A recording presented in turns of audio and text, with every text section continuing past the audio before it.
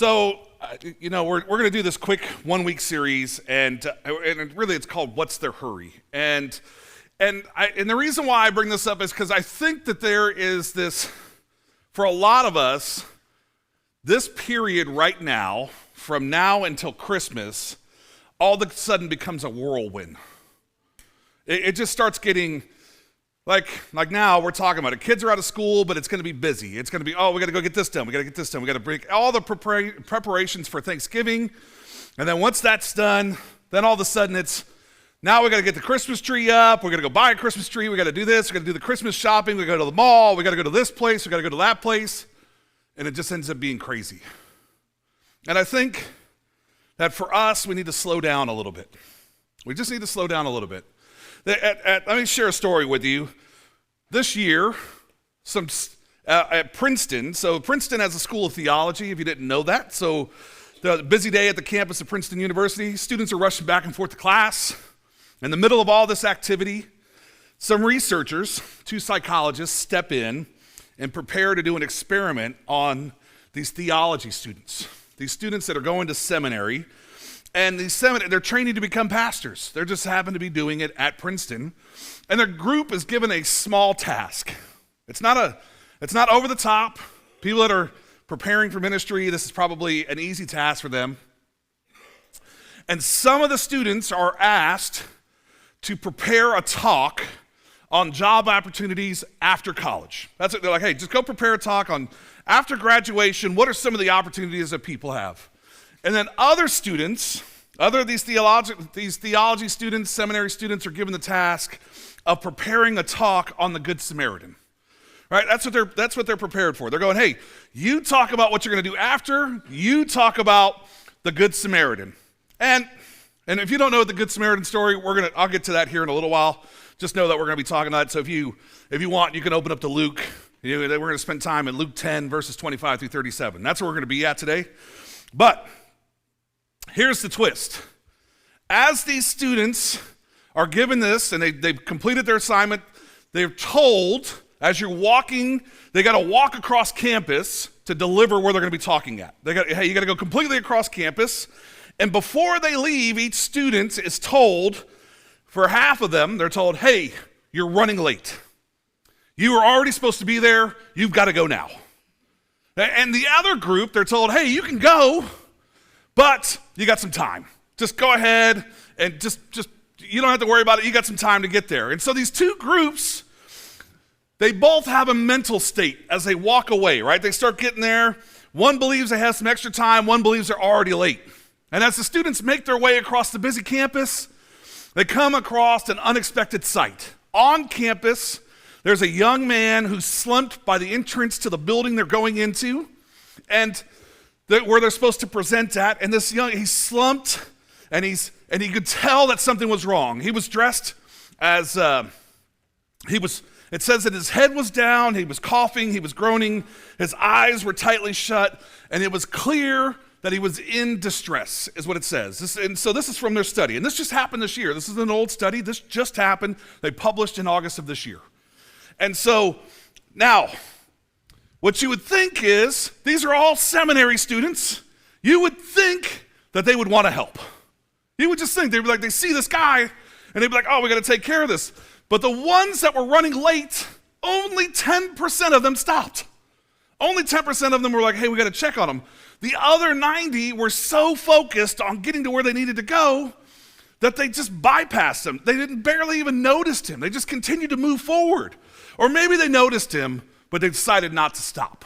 They were just like, I got to keep going. Now, those that believed they had a little bit of extra time, there was a group that believed they had a little extra time, 63% of them stopped. 63% of them stopped. They took a closer look and they tried to help. See, why would this group of seminary students who know the story of the Good Samaritan, who know these things, who study Jesus, the ways of compassion, the ways of mercy, who know that they should help, who know what they're supposed to do, why didn't they stop? Because they were in a hurry. Because they were in a hurry. And see, for us, we do the same thing. Oftentimes, and I'll tell you before you rush to judgment, Oftentimes we are the same thing.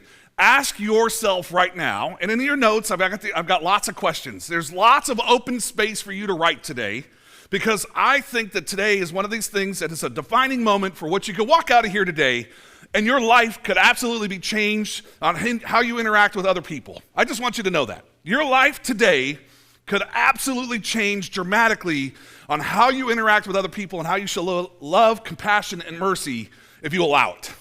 If you just continue to sit here and stare at me blankly and just go, Mike, just please get this over with. I want some more social time. I got some things to do, some bills to pay.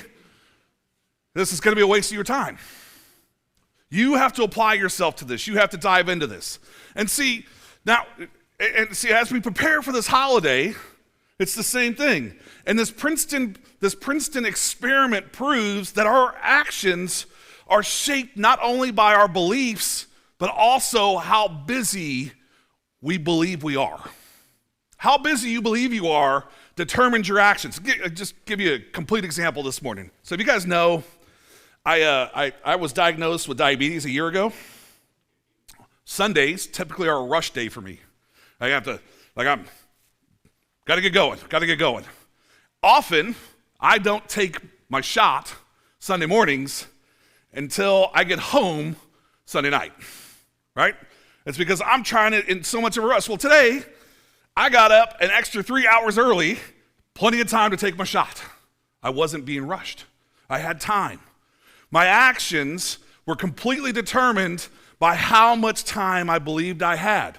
And see, the thing is, a lot of us, we do the same thing. Our actions, while we want to help somebody, we don't because we go, I don't have enough time to do that. Or maybe we want to be part of a group. I don't have enough time for that. I want to be part of this. I don't have enough time for that. You have as much time as necessary. All of us are given 24 hours a day. All of us are. It's a matter of what we do with those 24 hours. And see, we have to be clear that it's not only is it that what we want to do, but what we believe we have time to do is how our actions are shaped. It just changes things. See, and busyness has never been more of an issue and is never more of an issue than what it looks like coming into this time. So ask yourself, and in your notes, what's the hurry? What is the hurry? The next couple of weeks is going to be time that you can be busy or you can slow down. You have an option to slow down. You have an option to be able to go out and not only remember why this season exists, but to remember that I'm going to share joy. I'm going to share love. I'm going to share peace. I'm going to show what God offers people. I'm not going to be the proverbial chicken with its head cut off, but I'm going to be somebody who people want to interact with through this season. See, you ever get to somebody and you just go, I don't want to interact with them? You ever had that experience? I just don't really want to talk to them because I might be in a good mood and they're going to ruin it for me. I know that I might be that person for you. You might be like, I don't want to talk to Mike because he's going to ruin my day. Especially if you work for me. You're like, oh, don't call him unless you absolutely have to. And that's just kind of how it is. But see, at this time of year, we have an option. This time of year, we can go, hey, I want to be the one that can show compassion, that can show love, that can show joy. See, the question comes into how can we make this time of year less about hurry and more about celebrating our faith, more about showering people with love and compassion. This is a question that I left open-ended in your notes. How can you do that? What do you have to change? What do you have to go different? What do you have to go, I want to do this differently. I'm going to add this. I'm going to put this in. I'm going to take away these things in your schedule to make it to where you can show joy, love, compassion, to where you can care about other people. So let's kind of go back. And I told you we're going to talk about the Good Samaritan. Let's dive into that a little bit. There's a research moment here, and it says there's more than 40% of kids, more than 40% of people that are 20 to 60 year old feel rushed all the time. 40% of people just feel rushed all the time. 50% of all women feel exhausted every day until their late 50s. Every single day until their late 50s. They just feel exhausted. Pastors, I'll just tell you, pastors just missed being on the list of the top 5 most rushed jobs. Just missed it. If you care, you can send cards. You can drop off packages at the office all week long. I'll take those. Here's the question. Do you feel rushed? How many of you feel rushed? Anybody in here, do you feel rushed? I feel rushed all the time. Now let me ask you another question. Are you exhausted? Are you exhausted? And see, that's the thing. What you have to determine what in your life is causing you to hurry past those things right in front of you, and what is causing you to pass over those that are hurting. What is it? See, I think for a lot of us, we are just passing over those that are, how many of you guys, anybody in here shop at Target? Anybody? Any Target shoppers? You ever notice? Yeah, Target. We don't call it Target, it's Target. It's French, But you ever notice that when you pull out of Target, it doesn't matter what exit you pull out of, there almost always seems to be an individual out there trying to solicit money from you, or maybe solicit work or something along those lines. Anybody ever notice that? How many of you make eye contact with that individual? How many of you just try and stare them down? Like, hey, how you doing? Like as you drive by. And see, that don't stare them down, but most people will not make eye contact. Because all of a sudden they feel obligated to care if you make eye contact. You feel obligated. You're like, wait a minute, I have to show compassion to this individual now. Most of us, we don't even turn our face towards them. We just keep focused on where we're going. Most of us, we get in the car and we're just like, I see you. I just don't want to run you over as I'm continuing to drive forward. And see, that tells you where your heart is, because you're unwilling. And it's not that you could be like, hey, I don't have money for you, but what I do have is the love of Jesus. By the way, that's what Peter and John did as they were walking into the temple courts. They're walking in, a homeless individual goes, please, sir, can I have some money? And they go, no. I don't have money for you, but what I do have is the love of Jesus. Now get up and walk. So you have one of the best things. Your church runs a shelter. Your church runs a shelter. You could absolutely go, oh, you don't have a place to stay tonight? You need some help? Let me call and we'll get you a place to stay tonight. You have that option. You don't take that. You don't take that option. You don't roll down the window and go, hey, I don't have money for you, but I have a place for you to stay tonight. Because you're like, I don't want to have contact with them. See, and that right there shows our problem of not showing love, compassion, joy. We don't show any of those things because we don't even offer shelter that you are helping contribute and pay for. You're helping pay for it and you don't actually contribute, and you don't even have, guys, think about it. Because we don't have time, because we don't have the heart for it, because we don't have the care for it. What is it? What's causing it? What's causing you to not show compassion?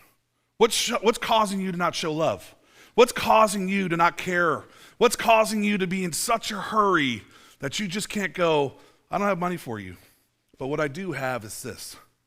What I do have is love. What I do have is compassion. What I do have is shelter.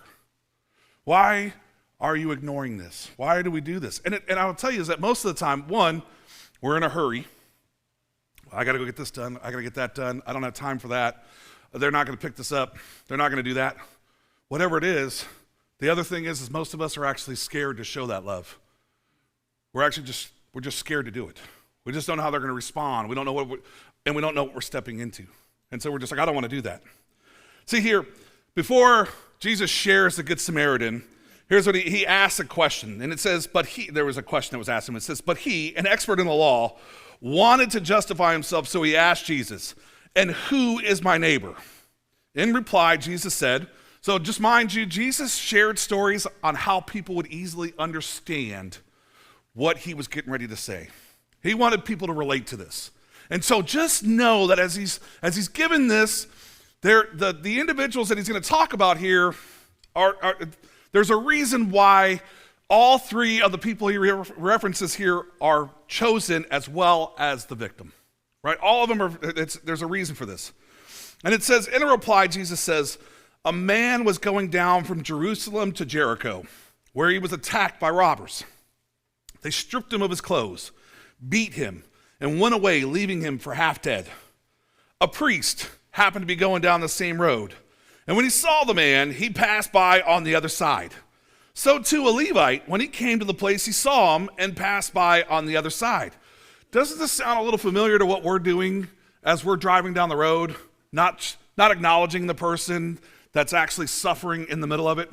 Like we literally aren't looking at them. We're being the priest or the Levite. We're like, that's not my job. Somebody else will take care of that. Somebody else will take care of that pain. that's suffering, that's sorrow. That's left to somebody else. That's not what I do. And so we just continue to focus on the direction that we're going. And see, here's the thing. It's a priest and a Levite. And this man is going down from Jericho, or from Jerusalem to Jericho. It's not clear who the injured man is, where he's from, where he's going. None of that is clear in here. Who he knows, who he doesn't know, who he's connected to, what his background is, none of it's here. None of that's actually talked about. He could be anyone or he could be no one. It does not say. But it does say a priest and a Levite. And so both of them are religious leaders. Now, the priest, he has his duties, and you want the difference between, just give you an idea, you have a priest and the Levite, they both are responsible in the temple. One is sacrificially responsible, which is the priest, and the other one is kind of like the bouncer, security, the worship leader. That's who that is. So the Levite is the bouncer, right? He's the one, you can't go in there. It's my job to take care of this place. It's my job to clean it up. And the priest is the one who's in there causing all the mess, is what it is. And so that's kind of how it works here too. I would be, in this case, I would be the priest causing all the mess, and the staff would be the Levites cleaning up after me. That's kind of how it goes. So the Levite shares the responsibility of the non-priestly activities. And see, history leads us to believe that there are two different classes and some tension and conflict between the two of them. Priests and Levites tend to be on opposite ends of the spectrum. They tend to have they're both religious leaders, but they both don't really like one another either. And see, we don't know the priest or the Levite. Why don't they stop to help? We don't know if they're on their way to work. We don't know if they're busy. We don't know if they're on their way home. We don't know what it is. We don't know any of those things. It just says that they're traveling down the same road, and instead of helping, they cross the road. They're like, Now, some of this is, if you go back into the Old Testament and you start opening it up and you start getting to that book of the Bible that most of us want to skip over, where it has all the rules, all the things that you can and cannot do. One of those rules is you cannot touch somebody, number one, who is bloody, right? You come in contact with blood, you got to go out into the forest for 7 days. You got to get clean. I don't know how you get clean out in the forest. Anybody you ever seen out in the forest, they come back, they smell really bad. They're not clean. They're disheveled. It's bad. But that's what you got to do back then. You got to go out there and spend 7 days in the wilderness. Make sure that you ain't poisoned. Now, on top of this dude is naked. So we forget that this person who's been assaulted, all of his clothing has been stripped off of him. So not only is he bloody, not only has he been left for dead, he's completely naked. So a priest or a Levite is not going to touch them at all. That's just how it would have been. It would have been anybody. But that doesn't mean they had to cross the road. That doesn't mean that they couldn't have actually stopped by and said, hey, you doing all right? Let me see if I can get somebody to help you. It's outside of what I can do. But they probably were not going to do something for their jobs. I'll just tell you that now. They just bypassed them on their way home. See, and here's the thing. There's not really an excuse for ignoring somebody who's dying in a ditch. If you come into contact with somebody who's dying in a ditch, there's no excuse that you can possibly come up with to go, I'm going to ignore that person. I don't care who you are. If somebody is half dead, like what's explained in Luke 10:30, there's no reason. And see, here's the thing. If you have no time to give, you can't take the time to help somebody. You have no time to help. And see, even if somebody's in need, even if something is, you can go, I'm in such a hurry, I don't have time for this, but there is no excuse for this. There's no excuse why you couldn't help or why you couldn't do something this. See, the one who takes time to stop and help is the one who's showing compassion and love. That's what happens here. The religious leaders are too busy to stop and help. Are you too busy to stop and help somebody? It's a question that you have to answer. Are you too busy to stop and help somebody? Are you too busy to go, I can't take the time to help somebody? If you were driving down the freeway and you saw a car flip over in front of you, what do? Do you keep driving? I'm late to work, I gotta go. Or do you stop? What do you do? Like when you see something that's catastrophic like that, what is your first course of action? Is you going, I need to help? Or is it that I gotta get to go, I am running late. I have to take care of this. And I'll tell you now, at our church, we have a very simple answer. People come first. That's what it is. So if somebody goes, Mike, you're running late. People come first. That's always the answer. People always come first. I've come back from vacation. I flew home from Hawaii. People come first. That's how it is. People come first. In your life, people should come first. I don't care what's going on. I will tell you right now, your job should never come before the people in your life. And the reason why, you can't replace the people in your life, you can replace that job you got. You can replace it. I don't care what your job is. You can replace it. And because I'll just tell you right now, your job can replace you very easily. That you are not so spectacular that they go, oh, I'm the only one that can possibly do this job. What they'll do is they'll hire somebody and have you train them. And then say, by the way, here's your severance package. We found somebody to do it for $20 an hour cheaper than you. Congratulations, you've been promoted to customer. That's how it goes. Do not offer more loyalty to your employer than you would your family and friends. Your family and friends are not going anywhere unless you push them away, which is very possible when you choose your job over them. When you choose whatever thing that you have going over them, you will alienate your friends, family, and those closest to you, and that's what will end up happening. See, these Princeton students were interviewed at the end of this. At the end of the experience, most of them come knowing that they were in a hurry. They come in, they talk about it, they go, hey, we were in a hurry. They were anxious. Most of them were unaware of their surroundings. They knew where they knew where they were, where they had to be, and what they had to get done. Some of them actually admitted to jumping over the guy that was in the walkway. Like they just said, yep, I got some things to do. Sorry for your luck, and kept going. These are seminary students. These are people who are going, I'm training to care about people, to study God and to share that. And they couldn't stop and offer help. It tells you how broken our society is today. It really does. I don't have any time to spare. See, here's the thing. At the end of this, as they were talking to them, they would sit down and they would admit they were in a hurry. But they would say that they didn't lack integrity or compassion. They would also say that their excuse was, I simply did not have the time to help him. Luke 10:29. Who is my neighbor is the question. Who is my neighbor, right? He asked another question like it. Teacher, he asked, what must I do to inherit eternal life? Eternal life. What is written in the law? Jesus replied. How do you read it? He answered, love the Lord your God with all of your heart and with all of your soul and with all of your strength and with all of your mind, and love your neighbor as yourself. You have answered correctly, Jesus replied. Do this and you will live. Let's just go backwards here. How well are we loving our neighbor when we ignore them? How well are we showing compassion? How well are we honoring God when we ignore those around us? How well, and I know, so here's the thing. Remember I told you at the beginning of this has an opportunity to change your relationships. This message has a complete thing that you could walk out of here and all of a sudden have a whole new outlook on relationships. Whole new outlook on how people are. A whole new outlook on showing joy and compassion and love and mercy.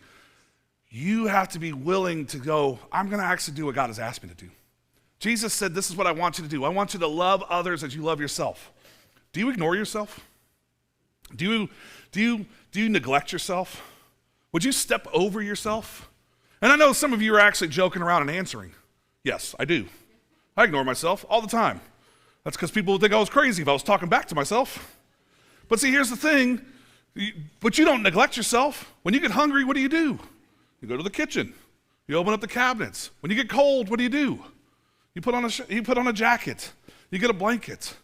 When whatever it is, you take care of yourself. You don't ignore your needs. Why would we ignore the needs of those around us then? I think about this and I go, my wife yesterday. So if you don't know my wife yet, you'll know that she has subtle hints of reminding me of things I forgot, right? She has subtle hints about doing that. And by subtle, I mean she just reminds me. She just, like literally yesterday, we're running around. It's already been a crazy day. We're trying to get some things taken care of. At about 2 o'clock, she goes, hey, I think it's time to get some lunch. At about 4 o'clock, she goes, are you going to starve me? That was the answer, right? Are you going to starve me? And it was a little nicer. And then at 6 o'clock, because I didn't feed her at 2 or 4, and then at 6 o'clock, I started feeling like, oh my gosh, this might be a gremlin moment. I was like, but at 6 o'clock, we finally got food. And then I said, are you happy now? And she's all, you made me wait 4 hours. No, I'm not happy. I'd say that's how it goes. But see, here's the thing. I still wanted to take care of her needs. I wanted to make sure that she was taken care of. We were just busy. We were doing stuff. I said, I'm so sorry I forgot. And she's all, that's all right, me too. I was like, wait a minute here. You can't be mad at me then. If you forgot along with me, you can't be mad.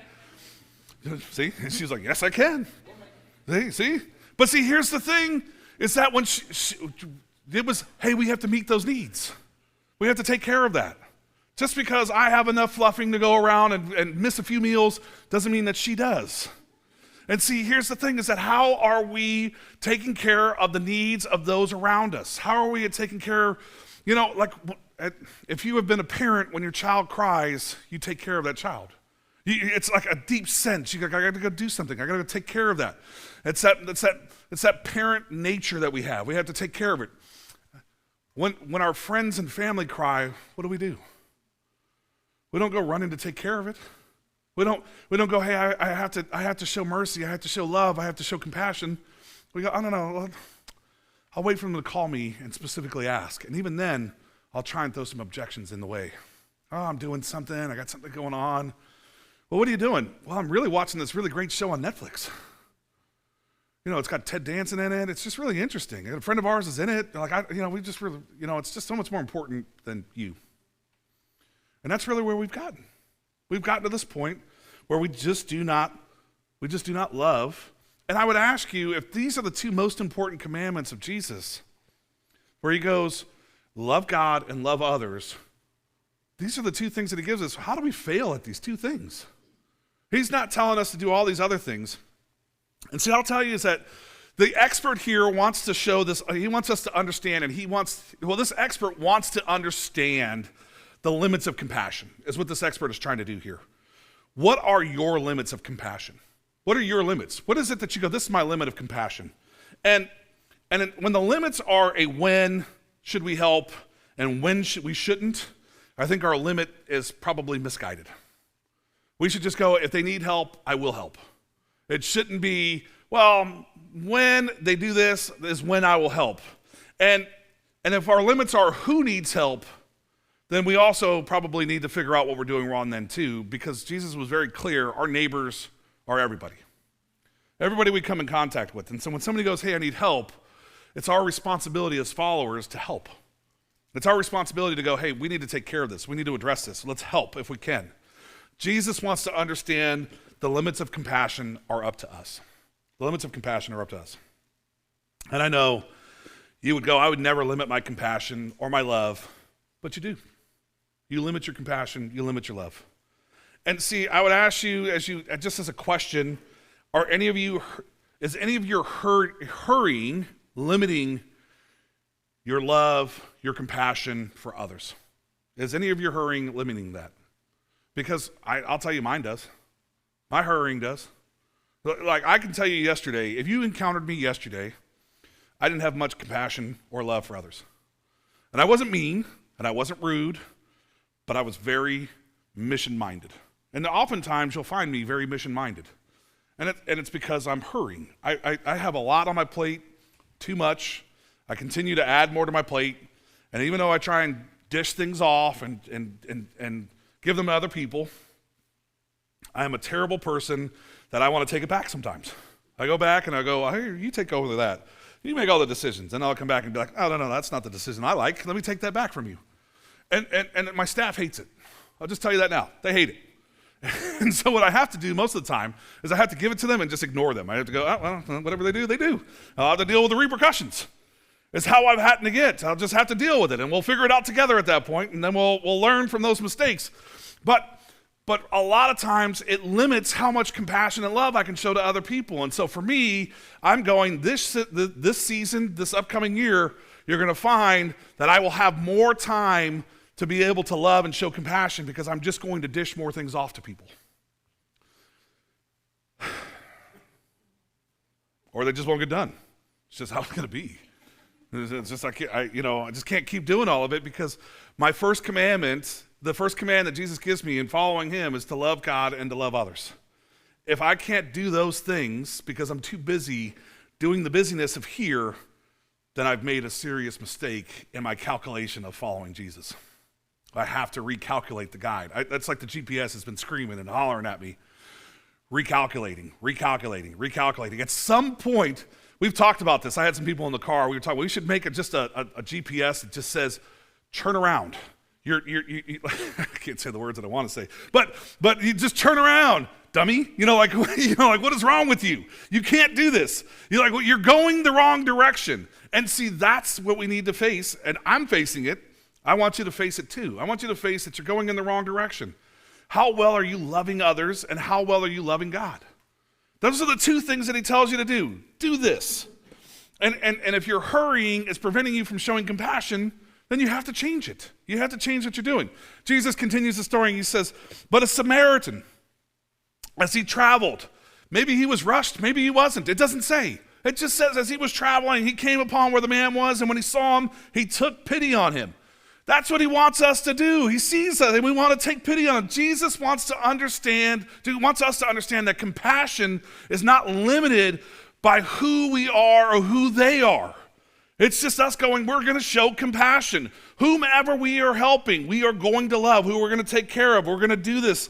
And it says a Samaritan, as he traveled, like the victim, like the priest, like the Levite before them, all of them were traveling the road. We know very little about the Samaritan. We know where he's from, but not where he was going, what he was up to. He was on the road doing something. We don't know any of those things. We just know that he was traveling the road. Could have been for business, could have been for whatever. We have no idea. Samaritans are people from Samaria. By the way, just giving you a little heads up. They're from northern Israel, place from Galilee to Judea. That's where they reside at. They're half Jews and half Gentiles, Samaritans. But Jesus intentionally shocks his audience, by the way. That's what this is. He intentionally shocks his audience by making the Samaritan a hero. Because Israelis hated Samaritans, hated them. They were at war with them. And so by making the Samaritan a good guy in the story, Jesus drives home that we are not adequate enough for doing the calling that God has placed upon us. That it took somebody from outside of that. And he challenges any excuse that any of us bring by doing this. He challenges any excuse. See, the pity of the priest has no excuse, and the position of the Levite has no excuse. There's no excuse there. The busyness of the Samaritan is no excuse. You just have to help. And see, that's where we have to get to.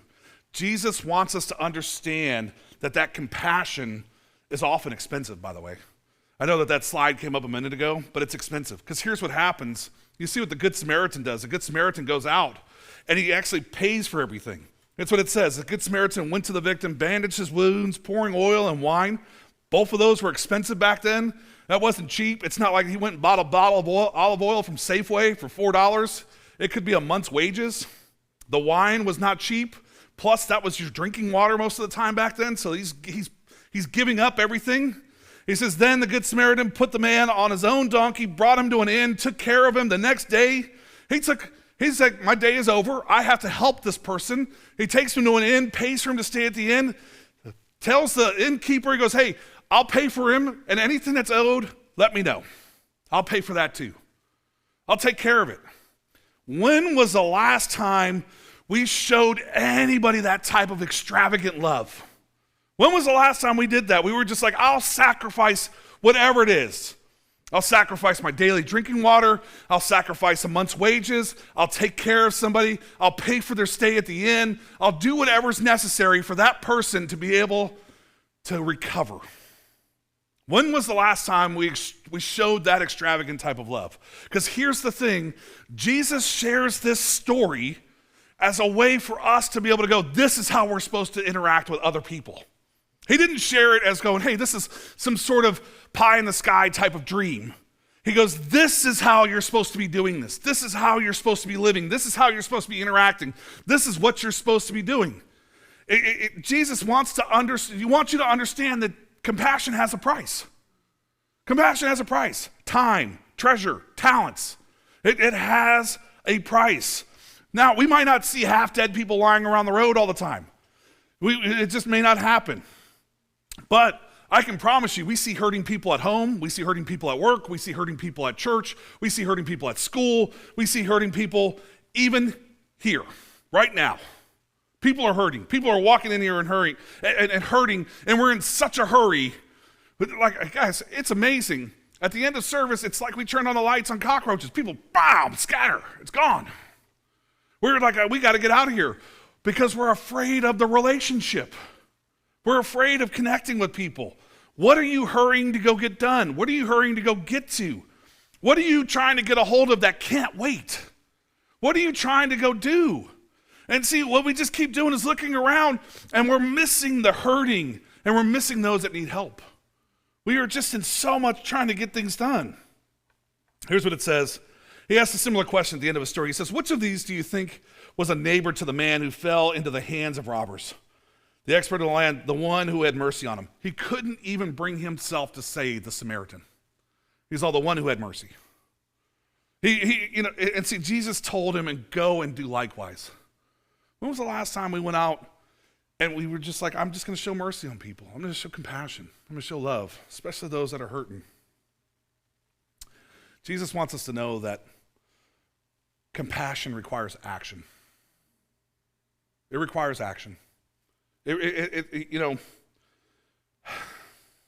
the priest and the Levite and the students in the experiment, all of us, we're in this busy time of year. We're all in a hurry. What is the hurry? What is the hurry? Are you too hurried and too distracted to slow down, show love and compassion to your neighbors? Are you too hurried to just go out and, hey, this is what I'm supposed to do? The people that I live with, the people that I interact with, the people that I work with, study with, shop with, people I shop, people I play with, the basketball, any sports, any of those things. What is it? See, here's the thing. It's just some action steps. I know, I've made you all feel great. So welcome to The Edge, where I'm here to make you feel good about yourself. Woo! Well, here's the thing. There is actually some things that we can do. There's number one, and I'll just tell you, we're going to go through these last parts pretty quickly. Number one, there's this thing that he comes out and Jesus gives us the great commandment. And so there's a possibility that he even reads this from Leviticus 19, verse 18. And he says, love the Lord with your God, all of your heart, and with all of your soul, and with all of your strength, and with all of your mind, and love your neighbor as yourself. Pretty simple. Love God, love people. That's the simplistic of this, right? But simple is not always easy. So here's what we have to do. You want to be able to do these two simple things. Love God, love people. Well, first off, slow down. Slow down. You cannot be in a hurry and trying to love people. So slow down. You have to start going, okay, it's okay for me to say no. I will just tell you, the first word that you probably learned how to really say was no, right? And the problem is that your parents told you right at the beginning, you don't tell me no. You don't tell me no. No doesn't work for me, right? When my kids tell me no, I'm like, oh, you better redirect that conversation to somebody else, right? But here's the problem. That changes as we get older because you learned how to say it first. You should learn how to say it again. But learn how to say it with some tact this time and learn how to say it responsibly. When somebody comes up to you, hey, can I get a drink of water? No, don't do that. But you can be like, I don't have any water to give you. You could say something else.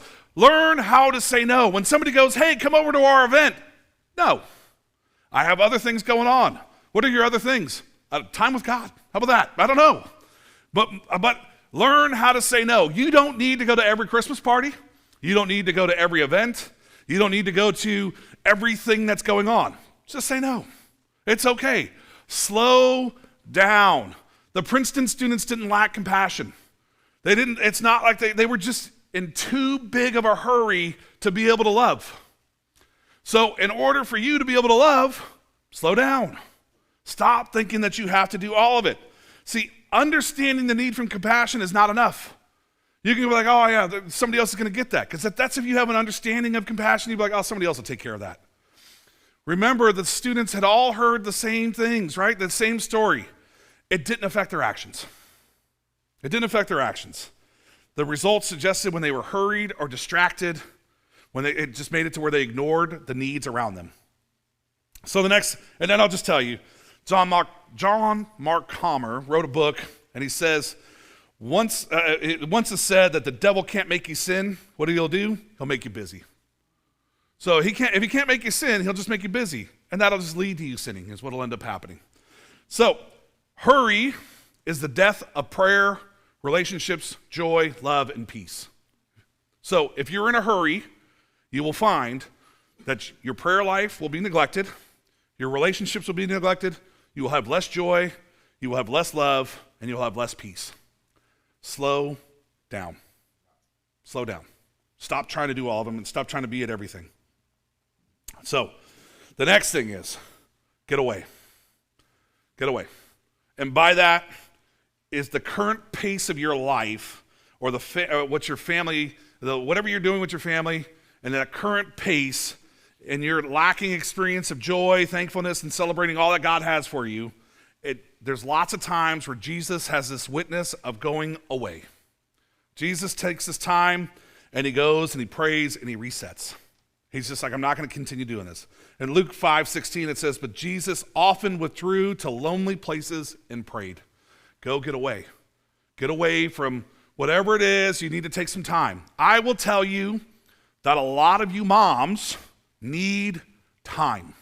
You need away time. You need to be able to go and just go spend some time resetting and spending time with God. Just go spend time in prayer. Go spend time, and you need that time because the demands on you all day long from your family, from your kids, from everything, especially if you're a stay-at-home mom, and people think, oh, you're just a stay-at-home mom. That's the worst job ever, by the way, because it's never ending. It's always going. You always have to do everything. And so if that's the case, you need specific time to get away. You need that time. And see, and even in Mark 1:35, it says, very early in the morning while it was still dark, Jesus got up, left the house, and went off to a solitary place where he prayed.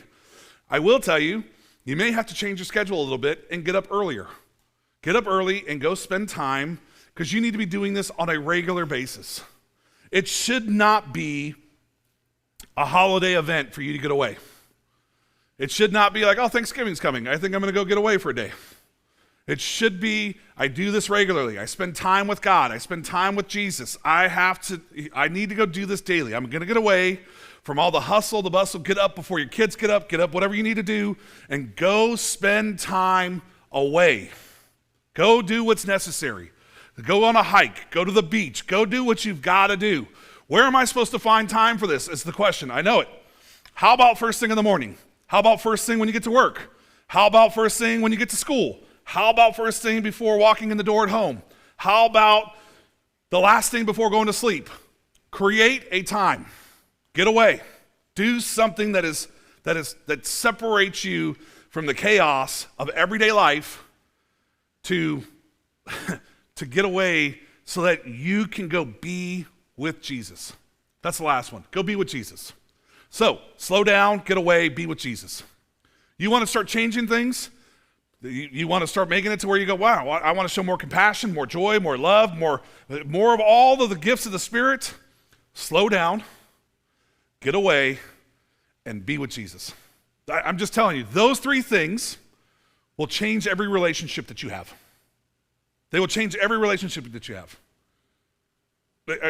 You may not believe it, but I promise you, if you come to me in a month and go, Mike, I've been doing those three things and I've been doing them religiously, I promise you that you will have a whole different outlook, a whole different mentality, and whole different relationships.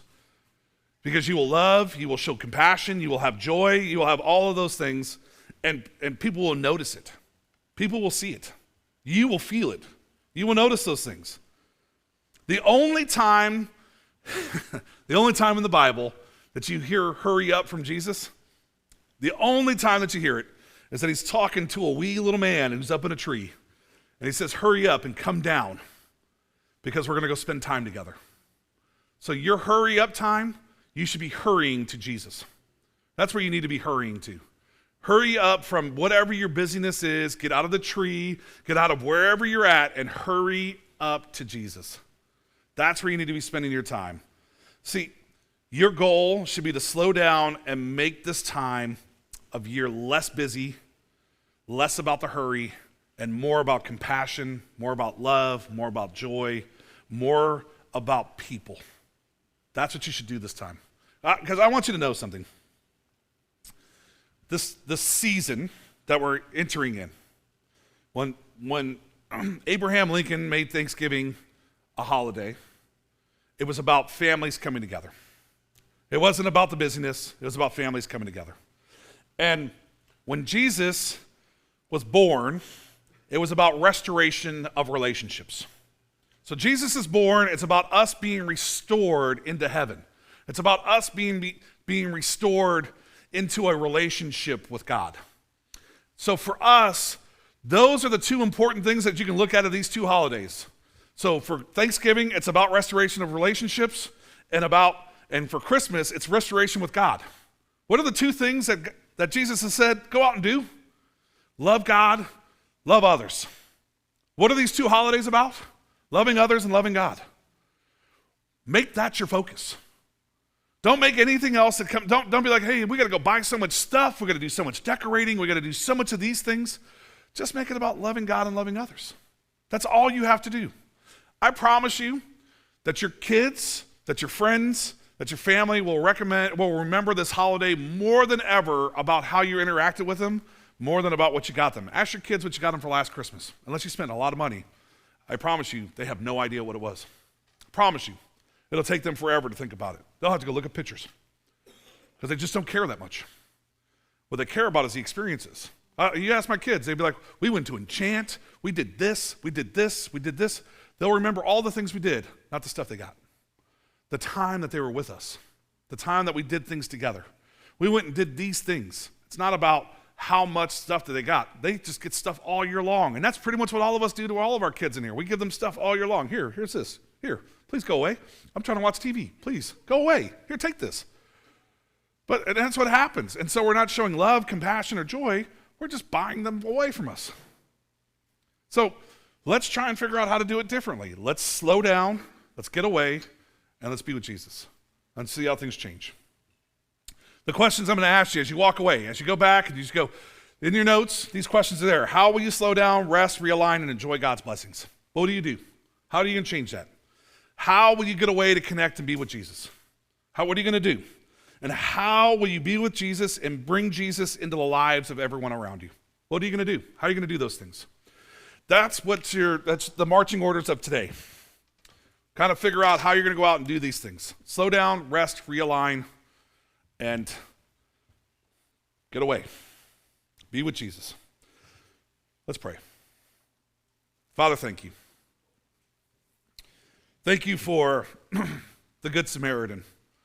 Thank you for the story that you've shared, and thank you for this opportunity for us to reset, to realign, to reconnect with what you've called for us. Father, we know that our lives are busy, that we've added more and more things to our lives, that we think that we find fulfillment, we think we find joy. And if we could just complete this next thing, we could add that one other thing that will just bring us complete happiness. And your word tells us completely opposite, is that if we slow down, that if we step away, that we spend more time with you, that we will find peace, that we will find joy, and then we'll find ourselves actually being more productive. Father, help us to reset our values to what you value. This sense of accomplishment, this sense of always needing to get something done, help us to reset it to just this sense of, I need to spend more time with you. I need to spend more time in your presence. I need to be spending more time at your feet. I need to spend more time just in having an encounter with you, Jesus. Father, help us to just focus on what you have in store for us this season and what we have coming up next year. Father, we know that there's a tremendous amount of work that needs to be done in our lives and in the lives of those around us for us to continue to just show compassion, to show love, to show mercy, and to help them grow closer to you. Well, we're not perfect. We're just all trying to figure out, trying to navigate the road that you've had before us, but help us to remove those distractions that prevent us from doing it. And help us to just be on this narrow path that leads to you, that leads to your kingdom, that leads to paradise. Help us to stop the distractions that draw us back to the road that is broad, that leads to destruction. That we just want to be on that narrow path that leads to you. Father, thank you. Thank you for today. Thank you for this message and just this new alignment and realignment that you have for us. Father, thank you. It's in your Son, Jesus' name, that we pray.